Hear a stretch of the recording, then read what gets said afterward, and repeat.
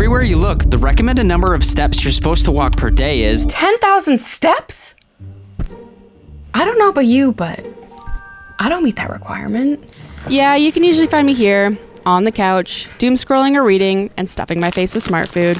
The story always goes something like this. I start a new challenge, and I'm motivated. I stick to it for a few days saying, this time will be different. Because if you didn't know, I'm a runner now. I'm also a yoga person. A yogi? Yeah, whatever they're called. But the problem is, when that initial surge of motivation wears off, oh God, there I am, falling back into these old habits. This is f***ing stupid. All right, I gotta do something. So I challenged myself to walk 10,000 steps a day for 30 days to get myself out of this rut. In this video, I want to share what I learned about the profound mental and physical benefits of walking, how many steps you actually need, and why I think you should probably do this too. But this story starts a few weeks back in Mexico when I started this challenge. Colin and I were traveling from Baja, California, back home to Canada. I'm just gonna absolutely expose myself for a second. And ever since we've been in Mexico for these last few weeks, I have been a lazy piece of shit. My step count has been probably around the 3,000 step per day mark, and that's not okay. You know what is embarrassing, Paige? The fact that I haven't shaven my legs in a week. No, what? The fact that you've had these shoes for like...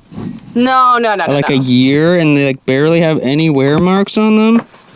Yeah, that's changing today. Plus, we got a dog, and the dog needs to be walked. This is Benji. We rescued him from Mexico. He's 7 months old, and he's an angel.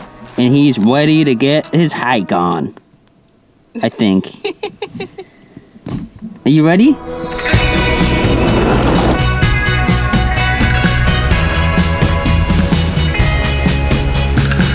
We always love to walk and hike, but the problem is we just never do it consistent enough. And that's the whole point of this challenge. Even though we're traveling, get those steps in, because that's when all the health benefits start to compound. Are you hijacking my video? Your video? What does the channel say? Colin and Paige. To be honest, I couldn't think of a better place to start this challenge. Beautiful beaches and landscapes, and basically every day is sunny. Can't go to a private beach in Mexico and not go in the water. Woo! 3,765 steps. That means that this evening, once it cools down a little bit, I'm gonna have to get the rest of the steps. So yeah, good start, and we'll check back in later. Hopefully we'll be at 10,000. Yeah, I wasn't. Hardly halfway. Keep going, girl, get it. Get those steps in. You can do it. So we're parked up just on this beach outside of town, and Paige is just walking across the beach, trying to get her steps in before sunset. Hey man, accountability, it's good for you. And I'm at 6,733 steps. Okay, we need a drive so you can keep walking. Did I mention I started this challenge while we were driving back to Canada? Yeah, the lack of routine might make this a bit hard.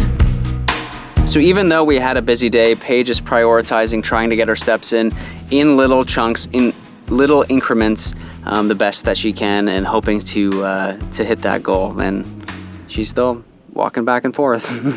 You're doing great, hon. I don't think I've ever called you hon before. That's a first. Well, I did it. 10,235 steps, and it is 6:30. Feels good to get that done. Day one wrapped. Benji, you ready to go for a walk? You ready to go for a walk? You ready to go for a walk?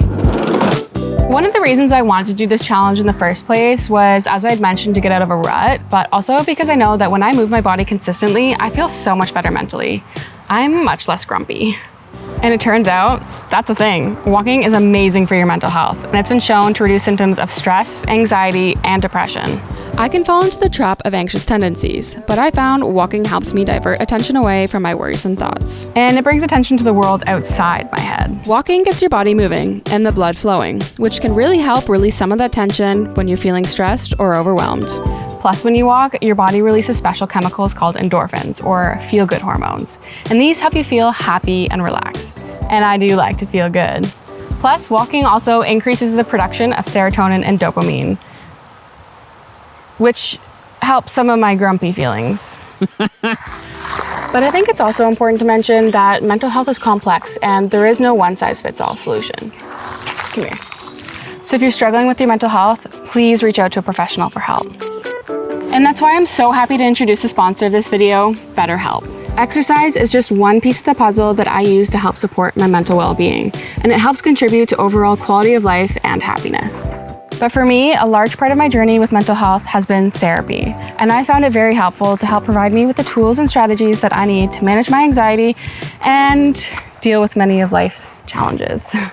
There's a couple. There's a few.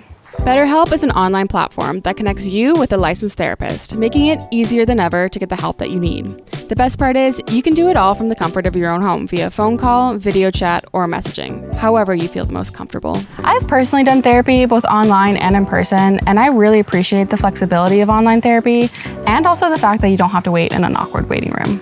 After filling out a questionnaire, you can be matched with a therapist in as little as 48 hours, so you can begin therapy as soon as you need to. And if you're feeling overwhelmed or struggling with your mental health, remember you don't have to go through it alone.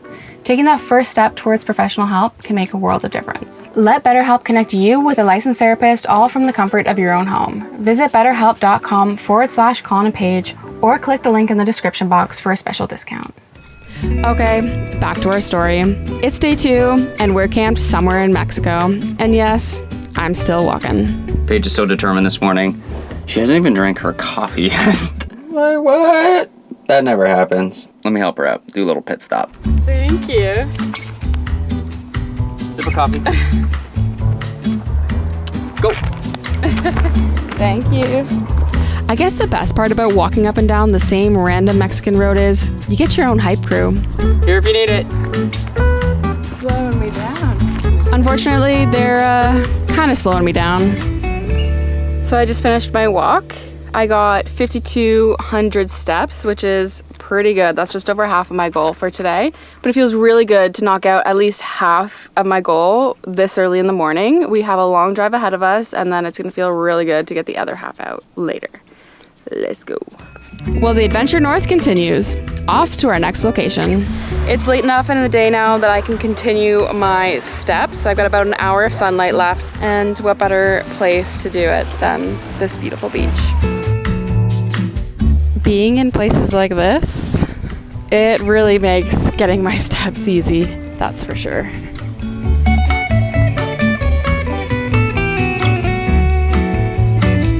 Day 2 is in the books. It's a little bit harder than I thought, and I think this is gonna be a little more challenging with the drive days especially, but it feels really good to be done day 2, and yeah, let's see what day 3 brings.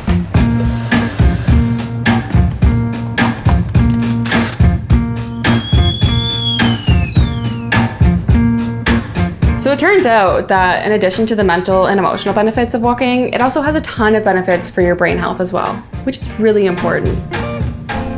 It enhances something called neuroplasticity, which is the brain's ability to change. And just like strengthening and training certain muscles in the gym, the more you use certain parts of your brain, the stronger the connections between brain cells become. So it's kind of like when I start a new thing and I'm really bad at it, eventually I get better and it becomes second nature. That pathway is just getting really strong. That's what neuroplasticity is? Exactly. Huh. And when you learn something new, your brain creates new connections. And physical activity can help the generation of new neurons and build connections between old ones. Wait, where's my tea? So creating new neurons and improving neuroplasticity is kind of like adding more brain power. It helps you learn faster, remember better, and solve problems like a pro. And because walking is an accessible and manageable form of exercise as we get older, this can be a really important part of maintaining a healthy brain as we age. The next morning was, well, day 4. This just happens to be one of our favorite places in Mexico. I mean, come on, there's nothing better than camping beachside, having locals deliver fresh seafood, and walking in the morning sun. The next day we drove like a lot. So day 5 was me literally walking in circles. But eventually we made the long drive to California. And before I knew it, 10,000 baby!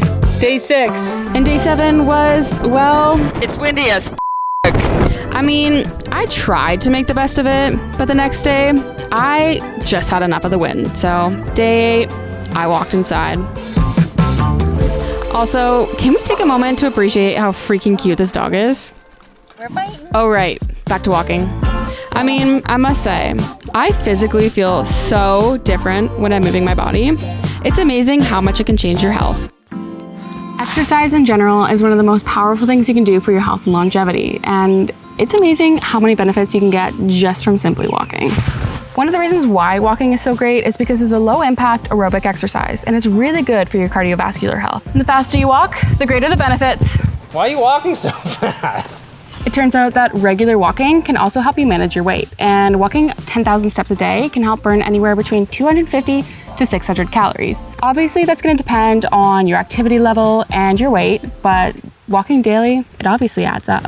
Who's slow now? Walking can also help to strengthen your muscles, especially when you walk up or down steep hills. I mean, there's no way my legs aren't getting jacked after this. I mean, it's not that big. Probably just looks small on camera. That's what they all say. No. Wait. That's not what I meant. And because walking is so low impact, it's a lot easier for your body to recover from, meaning you can keep going day after day. Again and again and again and again and again. Whoa, watch the tree, lady. You might be surprised to learn how many benefits you can get just from simply walking consistently most days, and how it can actually extend your life. And because walking can help strengthen and challenge your cardiovascular system, it's been shown to help reduce conditions such as heart disease and stroke. That's huge because cardiovascular disease is one of the leading causes of death in the United States alone. There's a recent study showing that for those with pre-existing heart conditions who met the recommended physical activity guidelines had 45% lower risk of all-cause mortality and 46% lower risk of death from cardiovascular disease compared with inactive individuals. This is just a powerful reminder of why exercise is so good for us in general, and why it's associated with healthier aging and increased longevity. Walking can also help regulate blood sugar levels by using excess glucose or carbs for energy. So when you eat, any unused glucose that's in the blood that doesn't get used immediately gets stored in our muscles and our liver for later use. Specifically immediately, like when we're doing something physical. But in this silly demonstration, this cup represents our reserve tank in our muscles. Our excess energy gets poured into storage, and we take out a bunch every time we exercise. But the problem is, if we don't use the stored energy in the reserve tank by exercising, and we continue to add more glucose, eventually our capacity for storing gets full, and we spill over. The body converts all this new excess glucose to fat, leading to weight gain and potential downstream health issues. So exercise is super important for the management of healthy blood sugar levels. It improves insulin sensitivity, and it also helps prevent diabetes. Also, walking after a meal can help regulate your blood sugar levels too, and prevent massive spikes in blood sugar after eating probably way too much dessert. And it functions by using up all that readily available glucose like we talked about before it hits the old, storage tank. All right, back to Paige. Did you know that the timing of your walk can also help you sleep better too? You've probably heard about this before, but our bodies have a natural internal clock called the circadian rhythm, and this operates on roughly a 24-hour cycle. This cycle is heavily influenced by exposure to both light and darkness. Natural light in the morning helps to set our circadian rhythm, signaling to our body that it's time to wake up and be alert. It also helps to suppress the production of melatonin, a hormone that promotes sleepiness. But the opposite is also true. Natural darkness or low-angled light during the late evening walks signals to your body that it's time to wind down and prepare for sleep, increasing melatonin production and helping you sleep. When Colin and I were spending time in the van this winter and we were traveling, we ended up spending a lot more time outside, and we were often outside with that low-angle sunlight, and it would be like 6:30, 7 o'clock or earlier, and I would be ready for bed. I also found when I got that low-angle sunlight, I had a much better sleep than if I had just stayed inside, exposing myself to artificial lights from scrolling on my phone or watching TV. The artificial lights clearly don't bother this dude. Sleepy boy. Benji. Back to the story. It is day 9 of my walking challenge. Yesterday was also the first day that I actually did the majority of my steps in a gym inside on a treadmill. It kind of sucked. It just feels so different walking outside, even with the wind, even with the rain, than it does just walking in the same spot. The irony here is that I walked in the same spot for the next few days, up and down the same road again and again, which seems like all I do in this video. We finally made it to Joshua Tree National Park, and clearly I was excited. This is a Joshua tree. They kind of remind me of something from Dr. Seuss. I don't know. Unfortunately, national parks aren't really dog friendly, so we just walked up and down some roads, but we still had fun. Then we saw this guy rock climbing without a rope. Where's your rope, bro? And shortly after recording this video, he actually slipped and almost fell, so we left immediately because we felt sick to our stomachs, but I think he's fine. I found this walking challenge really helpful for me because I usually end up setting like big lofty goals and then I end up falling off track right away. Like literally every time I've ever been like, I'm gonna do yoga with Adrienne, I'm gonna do yoga 30 for 30, I'm gonna do this, I'm gonna do that. And then it's like 3 days later, I forget about it, even if it's something I'm excited about. I've realized that one of the best ways to make a habit stick is by focusing on small compounding wins and something that I can do again and again over time. It's kind of what Colin calls the stick to it muscle. And look, we've all got to start somewhere. So if you're looking at building new sustainable habits, setting smaller goals was actually a great place to start. Walking 10,000 steps a day was also a great goal for me because I felt that it provided me a measurable target that I could work towards every day. I knew that by the end of the day, I would be walking 10,000 steps regardless of what else happened in the day, rather than leaving it up to chance. Because I know myself, and if I left it up to chance, I'd be probably on the couch eating smart food, reading a good book. I also want to mention that 10,000 steps is actually a decent amount of steps if you're not used to it. So if you're looking on getting back into it, set yourself a goal that's higher than what you're currently walking and slowly add to it over time. And also don't discount your incidental steps or the natural unplanned movements you take throughout the day, from going to work or cleaning your house. That adds up. Some ways that helped me ensure that I reached my goal, other than promising Colin I would do it so that we could make this video, was ensuring I had a proper plan the night before of how I would get my steps in the next day. While walking is just one part of a healthy routine alongside sleep, nutrition, strength training, mobility, all that good stuff, it is a great step that you can take in order to create a foundation that you can then build off of. After many days of walking, it's now day 23, and we are in one of the coolest places in Nevada. Just look at this place. Are we on Mars? We are finally in the last week of the 30-day 10K step challenge, and today we are at the Valley of Fire State Park in Nevada. So what better way to almost be ending this challenge than some beautiful scenery? 10K is actually a lot, so there's been some days where it's been challenging to reach. I have reached them, but I really had to make it a priority, and it was always in the back of my mind while I was working, like, how am I gonna get my steps in today? And especially what we do with traveling, it's just like a lack of routine, lack of consistency, lack of location, not knowing whether I'm safe, if I'm comfortable walking in a certain place. And that's resulted in a few times me just like walking in circles around our campsite because I was a little bit too nervous to venture further. But that's why days like today are so nice, that we're allowed to be here. It's beautiful. It's safe. Benji's allowed to be here, unlike everywhere else. What's up, dude? On the home stretch of this challenge, and it's feeling really good. Only one more week to go. How many steps do you think you're at? 3,500 based on the 2 hikes. It's hot. It's really hot. Okay, so how many steps a day do you actually need for optimal health? 10,000 steps is a number that is thrown around a lot in the health space, and it's everywhere you look. Walking 10,000 steps per day equates to roughly 5 miles or 8 kilometers. The average American takes about 3,000 to 4,000 steps per day, which is less than half the recommended number. And yes, that was me before the challenge. And what I found really interesting is that the 10,000 step per day recommendation came from a 1964 Japanese marketing campaign for a pedometer. And at the time, there wasn't much evidence to support that number. They just thought it was a good number to reach in order to be healthy. And it turns out, they might have actually been right. Recent studies have found that 10,000 steps per day is actually a great goal, depending on your age and physical abilities. In one observational study of over 70,000 people, they found that walking 10,000 steps a day lowered the risk of mortality by 39% and the risk of cardiovascular disease by 21%. And 50% of the benefits were still achieved with steps above 4,000. Other studies suggest that walking 10,000 steps a day can even lower the risk of dementia by almost 50%. Those results are freaking crazy. And another recent study found that even just 10 minutes of power walking can add years to your life. You can think of power walking as the speed you'd walk as if you were late to something, or if you really had to go to the bathroom. And for people aged 40 to 85, this was enough to reduce 7% of preventable deaths each year, which is about 111,000 people each year in the United States, just by walking 10 minutes a day. Crazy.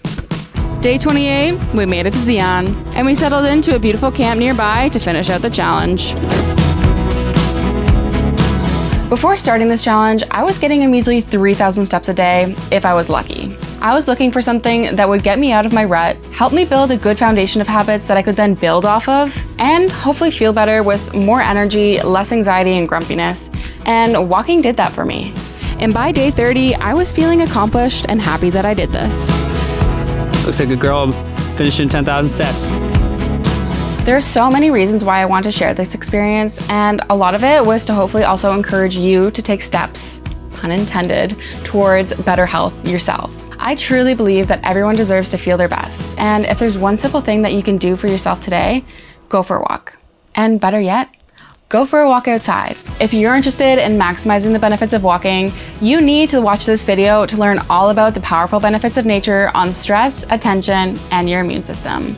And until next time, be well and go get your ass outside for a walk. Go outside. Go for a walk. Bye. Love you. Bye.